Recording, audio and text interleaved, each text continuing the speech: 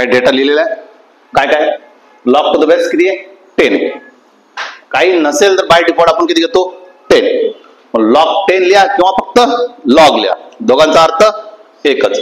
Log E, log E म्हणजेच काय LN, LN म्हणजेच काय नॅचरल लॉग. नॅचरल लॉग आपल्याकडे जे पण व्हॅल्यू अवेलेबल असतात ते कोणते असतात, लॉग टू द बेस 10 च्या व्हॅल्यू अवेलेबल असतात. कोणते व्हॅल्यू अवेलेबल आपल्याजवळ, log to the base 10 available. म्हणून आपण या एलएनचं कन्वर्जन कसं करून घेणार आहे, लॉग टू द बेस 10 करायचं असेल तर काय करणार, 2.303 ने मल्टिप्लाय करणं आपल्याला गरजेचं आहे. मग तुम्ही एकतर बेस 10 लिहा किंवा नका लिहू, बाय डिफॉल्ट काय 10. ठीक आहे, इथपर्यंत काय डाऊट आहे. नेक्स्ट या स्टँडर्ड व्हॅल्यू ते लर्न करणे. काय काय लॉग 1 ची व्हॅल्यू किती आहे 0 आहे, लॉग 2 ची व्हॅल्यू किती आहे 0.3, लॉग 3 ची व्हॅल्यू किती आहे 0.48, लॉग 4 ची व्हॅल्यू किती आहे, लॉग 5 ची व्हॅल्यू किती आहे, लॉग 6 ची व्हॅल्यू किती आहे, लॉग 7 ची व्हॅल्यू किती आहे, लॉग 8 ची व्हॅल्यू किती आहे 0.9, लॉग 9 ची व्हॅल्यू किती आहे 0.96, लॉग 10 ची व्हॅल्यू किती आहे 1. इथपर्यंत काय डाऊट आहे, या व्हॅल्यू पार्ट करायचं. जसं की आपण 2 चा टेबल लर्न केलाय तसंच इथं हा टेबल पण लर्न करणं मस्ट आहे. हे जर मस्ट असेल तर बाकी ऑटोमॅटिकली होऊन जातं. चला पहिलं काय, सेम बेस आणि सेम व्हॅल्यू असेल, सेम बेस आणि सेम व्हॅल्यू असेल तर त्याची व्हॅल्यू काय करणार आहे 100% 1 येणार आहे. सेम व्हॅल्यू आणि सेम बेस जर बनत असेल तर 100% व्हॅल्यू काय बनते 1. जसं की लॉग बेस किती 1, व्हॅल्यू किती 1, तर त्याची व्हॅल्यू किती येणार आहे 1 येणार आहे. लॉग 2 आहे, बेस किती आहे 2 आहे आणि व्हॅल्यू पण किती आहे 2, तर त्याची व्हॅल्यू किती येणार आहे 1. ई आहे, किती येणार आहे 1. श्याम आहे, श्याम आहे 1. म्हणजे कोणताही पॉवर घेतला तरी पण काय येणार आहे तुमचा फक्त हा. त्यांची अट काय सेम सेम, सेम सेम असेल तर काय 1, सेम सेम असेल तर काय होऊन जाईल 1. हे बघा इथं 10 आहे, बेस किती आहे काहीच नाही, बेस किती आहे 10 आहे, बेस 10 आहे, व्हॅल्यू पण काय 10 आहे, काय आली. दुसरा बेस 10 आहे बट व्हॅल्यू 1, बेस काही पण असू द्या पण व्हॅल्यू किती 1 असली पाहिजे, तर व्हॅल्यू किती येते 0. फक्त कोणता एक्सेप्ट 1, एक्सेप्ट काय करायचं आपल्याला 1. जसं की इथं बेस 1 आहे, इथं पण किती 1 आहे, किती आली व्हॅल्यू 1. पण बेस जर 10 आहे पण व्हॅल्यू किती 1 आहे तर किती येणार आहे 0. बेस 2 आहे, व्हॅल्यू 1 आहे, काय येणार आहे 0. बेस श्याम आहे 1 आहे तर किती येणार आहे 0. सिंपल आहे. हे 2 रूल काल पण झाले, आजपर्यंत आपण रिव्हिजन मध्ये घेतलं. आता ज्याचा आपण यूज केस करणार आहे, ज्याचा आपण यूज होणार आहे त्या गोष्टीचा आपण बघूया. काय आपल्याजवळ जर कोणत्याही 2 व्हॅल्यूंची काय होते प्रोडक्ट होते, म्हणजे m इंटू n होते, त्याची काय होणार आहे ऍडिशन. म्हणजेच काय m इंटू n इज काय log m plus log n. m divided by n आहे तर काय होणार log m minus log n. m चा पॉवर काही पण असेल तो n का पॉवर काय होतो पुढे शिफ्ट होतो, पॉवर काय होतो पुढे शिफ्ट होतो आणि काय होतो लॉग m. मग m आणि n जे आहेत काही पण व्हॅल्यू असू शकतात, m आणि n काय असू शकतात काही पण व्हॅल्यू असू शकतात. त्याच्यामध्ये काय डाऊट आहे, समजलं प्रत्येकाला. आता पुढचं बघूया आपण.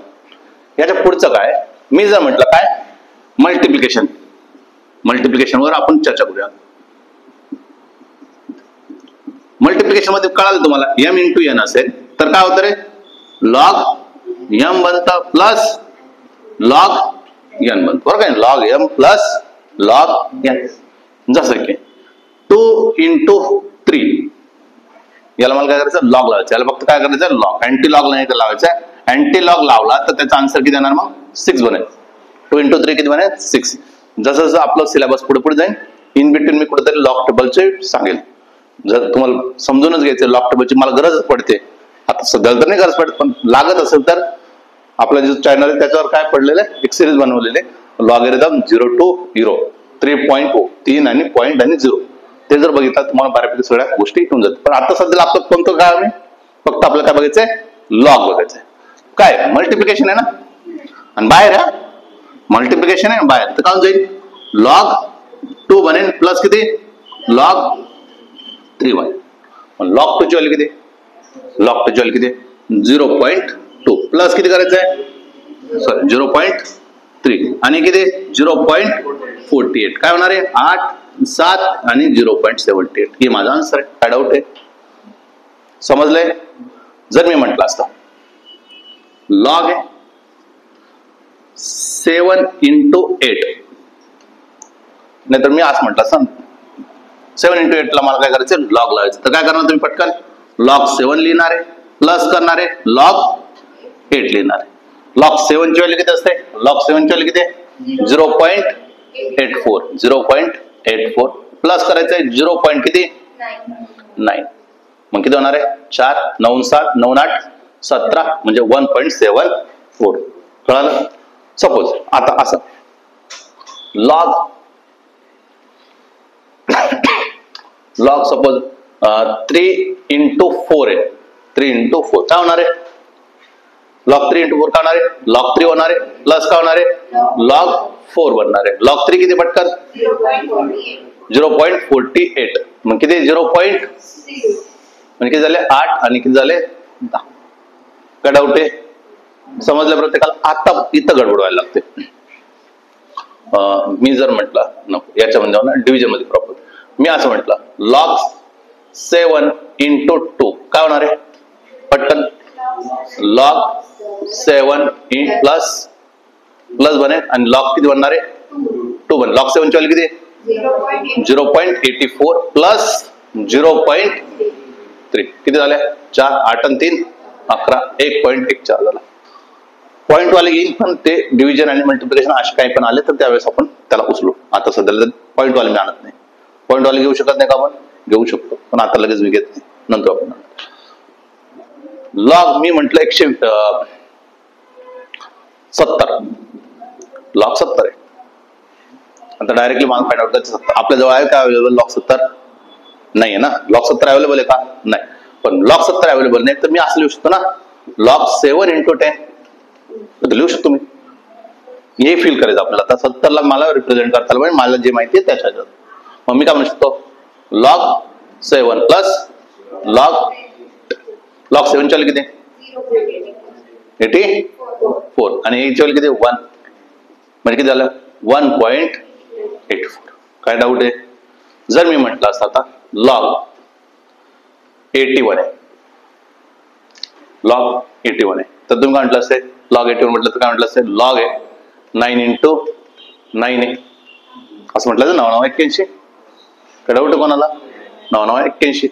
हा मी काय म्हणणार मग लॉग 9 प्लस लॉग 9 किती होणार आहे 0.96 0.96 किती होणार आहे 6 9 9 18 1.86 सॉरी 7 2 12 9 9 18 1 19 1.96. आता अजून थोडंसं ट्विस्ट हे कळालं का नक्की काय चाललंय.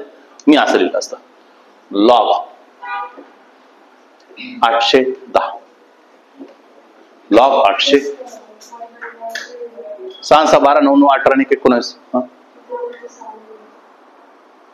हा 6 6 12 इथं 2 काय 810 आहे. आता 810 आपल्या जवळ अवेलेबल आहे का, नाही अवेलेबल. पण आता एवढं तर माहिती ना आपल्याला काय माहिती, मी याला रिप्रेझेंट करू शकतो. कसं रिप्रेझेंट करू शकतो, 9 × 9 × 10 9 × 9 × 10 हे करू शकतो ना. आणि यावेळेला सगळ्या माहिती आपल्याला. मग 3 आले तर काय फरक पडणार, काय फरक पडत नाही, व्हॅल्यू आहे तसंच राहत. म्हणजे काय म्हणा तुम्ही log 9 plus log 9 plus log काय डाऊट लॉग 9 ची व्हॅल्यू किती 0.96 0.96 आणि किती 1 किती होणार तुमचा 6 6 12 9 9 18 आणि 19 किती झालं 2.92. आता कळालं का, माझ्याजवळ कोणती पण व्हॅल्यू होत्या, रॅन्डमली कोणती पण व्हॅल्यू होत्या, त्याला मला क्लिअर करता आलं पाहिजे. ठीक आहे. लास्ट एक्झाम्पल बघा. मग लॉग मी जर म्हटलं 270 किती म्हटलं मी 270. मग 270 ला तुम्ही काय रिप्रेझेंट करू शकतात 9 × 3 × 10 काय म्हणा तुम्ही 9 × 3 × 10 हे काय तुमचं लॉग हे सॉल्व्ह करता येईल ना. ठीक आहे. म्हणजे तुम्ही सॉल्व्ह करू शकता. समजलं का. आता याच्या पुढे किती मोठी व्हॅल्यू आली तरी आपल्याला ते सॉल्व्ह करता आली पाहिजे. ठीक आहे. मग पुढच्या ह्याच्यात काय बघणार आपण मग डिव्हिजन.